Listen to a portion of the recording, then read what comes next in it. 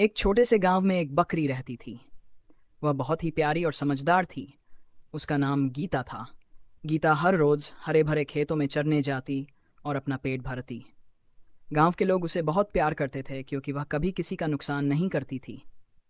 गीता का सबसे अच्छा दोस्त गांव का एक छोटा लड़का था जिसका नाम मोहन था। मोहन हर दिन गीता के लिए ताज़ी हरी पत्तियां लेकर आता और गीता उसे प्यार से देखती। दोनों का यह अनोखा रिश्ता गांव में बहुत मशहूर था। एक दिन गांव में एक भेड़िया आ गया। गांव के जानवरों में डर फैल गया। सबको डर था कि कहीं भेड़िया गीता को न पकड़ ले। मोहन भी बहुत चिंतित था, इसलिए उसने गीता की देखभाल और सुरक्षा के लिए एक योजना बनाई। रात होते ही मोहन ने गीता को अपने घर के पास बांध दिया और खुद पहरेदारी करने लगा। भेड़िया पास आने की कोशिश करता, लेकिन मोहन की उपस्थिति देखकर डरकर भाग जाता। कुछ दिनों बाद गांव वालों ने मिलकर भेड़िए को पकड़ने का उपाय निकाला और उसे गांव से दूर भगा दिया। गीता सुरक्षित थी और मोहन बहुत खुश हुआ। गांव में सभी ने मोहन की बहादुरी की सराहना की और गीता फिर से अपने हरे भरे खेतों में निश्चिंत होकर चढ़ने लगी।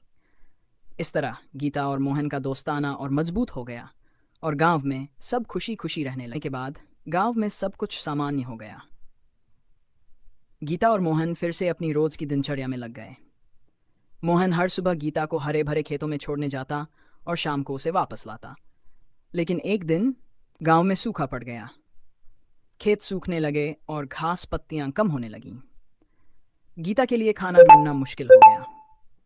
मोहन ये देखकर बहुत चिंतित हो गया।